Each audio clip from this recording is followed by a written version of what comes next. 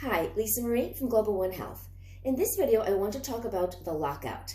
I think it's important and worth addressing this position because you want to make sure you're getting the maximum engagement in your lockout in between every single rep, and you're going to hit the lockout in numerous exercises. So, for example, at the top of every deadlift, conventional or Romanian, at the top of every squat, doesn't matter if it's a front squat, back squat, goblet squat, sumo squat, the top of your kettlebell swings, your kettlebell snatches. There's many exercises where you want to hit that final position in between each rep or that midway position, and that is referred to as the lockout. So one way to think about it is that it is really, in essence, a standing plank.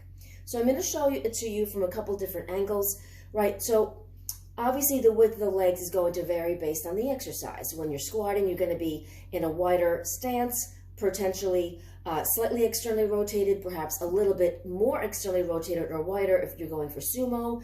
The deadlift, you're going to be a little bit more parallel, a little bit more of a narrow position than you would be in a squat. Kettlebell snatches, swings based on the size of the bell. The larger the bell, you tend to put your feet a little bit wider. If you're going with double bells, then the legs are even wider. So let's not focus too much on the width of the legs or the width stance of the feet, because that's going to vary based on what exercise you're doing, what resistance prop you're using, barbell versus kettlebell versus 1 versus 2. So the key is the body position, right? And I really want to focus on the muscle activation in this video because that's really what I'm getting at. So I'm going to go in just a classic stance, somewhat in between the deadlift and the squat. But you want to be thinking about a few different drills, so to speak, in your mind, because it's not really an exercise. It's a position, but you want to make sure that you're utilizing it correctly to get the maximum core engagement, as that's going to really, as I mentioned at the beginning of the video, give you the most muscle support for the joint structures. So when we talk about lockout, we want full contraction isometrically for that moment in time that you're in that position, as much activation as you can, right? To build that endurance, that strength endurance in the soft tissue structures. So starting from the ground up, you want to be thinking about driving your legs down into the ground. So it's not coming out of the squat, it's not passive. I'm just using the squat as an example, but you want to be thinking that you're actively, like your legs are like drills going into the oil well. You really want to just really dig in. So you want to drive your legs into the ground, legs, feet, and toes, firmly pushing into the floor. But then second point is you want to think about corkscrewing. So if you look at the kneecaps, corkscrewing is the isometric contraction of the lateral rotators of the hip. We're talking about standing, so I'm going to focus on the hip. Obviously, I often reference corkscrew in the shoulders when you're weight bearing. Same principle, but you want to drive down and corkscrew. So if you think of the heads of your femurs, you want to externally rotate those femoral heads in the socket without allowing the legs to just fall open. So you're pushing down and rotating outward, but you want to be actively pushing. If you can see my feet, I'm pressing all 10 toes into the ground firmly. So I'm driving down and corkscrewing from the femoral heads up in the socket.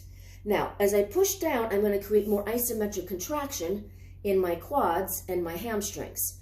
I then want to think about activation of the glutes, and you'll see from the profile view when I get there, I'm isometrically contracting my TVA, my ab wall, my obliques, and my shoulders as I travel up more, all through the spinal erectors, of course, my lats, arms, and shoulders. So from a side view, the lockout would be, if I'm coming from, and I'll do it here with just with a basic deadlift, right? As I'm going into that Romanian deadlift, right? I go into the deadlift and I come up, that's my lockout. If I'm doing the squat from the profile view, goblet squat, that's my lockout. So from the front view, right, that's my lockout. That's what I'm referring to. So at the top, what you want to be thinking about as you're coming into this lockout position from the side view, right, so you can see laterally, I'm driving down, corkscrewing, right, the glutes engage, right, so as I drive down, I get that contraction of my quads, my hamstrings, and my glutes, right, but also the lateral rotators, partly the glute complex, does do lateral rotation of the hip, but the lateral rotators specifically as well are also engaged. Those are the smaller, more local intrinsic muscles. The glutes are the larger, more global muscles of the hip complex. More force production, more power force production through the glutes.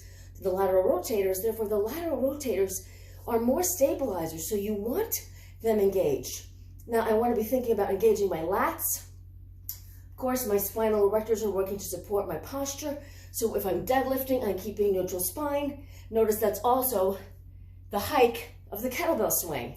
So even if my arms are ending up in front of me in the swing, it doesn't matter if my arms are here, like in the top of the swing, or if they're down here at the top of the deadlift, right? Or here in the goblet squat. That's not so important or relevant in terms of nothing else changes throughout the body. It doesn't matter where your weight is in relationship or your arms in relationship to your body. You want the body contraction from head to foot or from ground up, foot to head, to be locked in position. That's what we mean by the lockout. So drive down corkscrew principle 1 and 2, the drive down the corkscrew, that's 1 and 2. Contraction of quads, hamstrings, glutes, core, the whole abdominal wall, the obliques from the sides wrap around. My lats are contracted. I'm packing my shoulders down, and I'll show you that from a posterior view at the end. And then I want to corkscrew my arms the same way, right? And it doesn't matter, again, which prop or resistance, type of resistance I'm using. But you want to be thinking about all those things. So think about from the ground up, and then from the back view, right, the packing of the shoulders is that pulling down or depressing of the shoulder blades down with everything else locked in. So go through that checklist. Make that like a little drill that you could do as part of your warm-up, right? Just stand in your lockout position for whatever exercise you might be doing in that workout. Practice 1, driving down in the legs into the ground. 2, that corkscrew retention from the femoral heads in the socket, right? The contraction of the quads, kneecaps pulled up, hamstrings, glutes. That's part of 3. Activation of the core, right? And then my lats are engaged, and my corkscrewing my arms, and having full activation throughout all the muscle structures from top to bottom and reverse is going to ensure more muscle activation, which will help increase your muscle strength, if that's your goal, faster because you're working harder, but it's also going to provide more support to your joint structures.